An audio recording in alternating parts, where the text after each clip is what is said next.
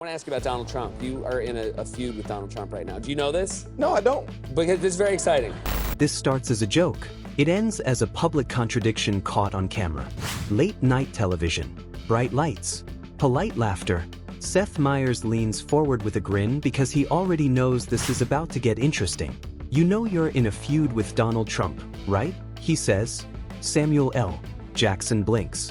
That I didn't pay. Okay. Because I had no idea, and I had my assistant call and tell him I don't really belong to that club and I haven't been there.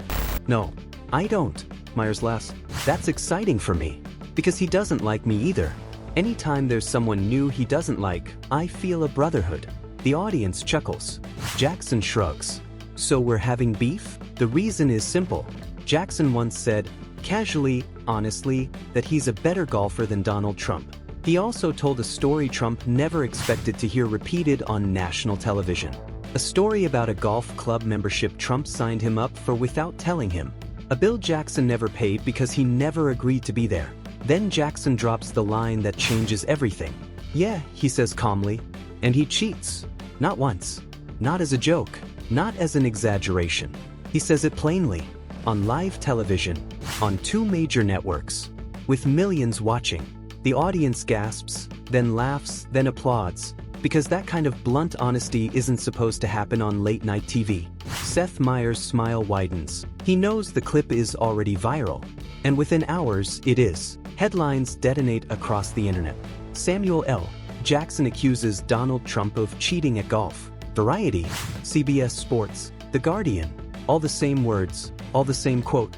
Trump responds the only way he knows how. Twitter.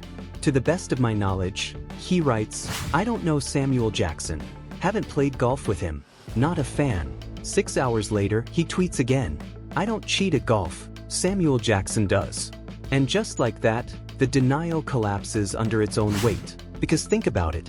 You don't know him, but you know him well enough to accuse him back. You've never met, but you're confident he cheats. 2 tweets. 1 contradiction. Millions of screenshots. Jackson doesn't rush to respond. He doesn't need to. The story keeps unfolding without him.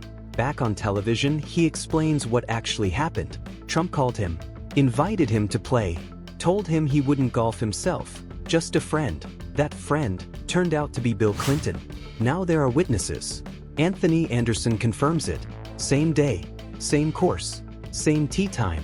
ABC News logs it. The "I don't know him" line becomes another punchline. Jackson tells the story again, unbothered, almost amused. "Yeah," he says. "He cheats. I've seen it." Then comes daytime television. Jackson sits on The View, sunglasses on, relaxed. The hosts bring it up. The tweets. The denial. The contradiction. Anthony Anderson joins in. "Come on," he says. "Donald Trump, you played golf with Samuel Jackson and me. We had lunch. Shrimp and hot dogs. Sound familiar?" The audience erupts. Now it's not a late-night bit. It's not a celebrity roast. It's repetition. Across platforms, across audiences, across formats. Same story. Same details. Same calm delivery. Jackson never raises his voice. Never insults. Never exaggerates.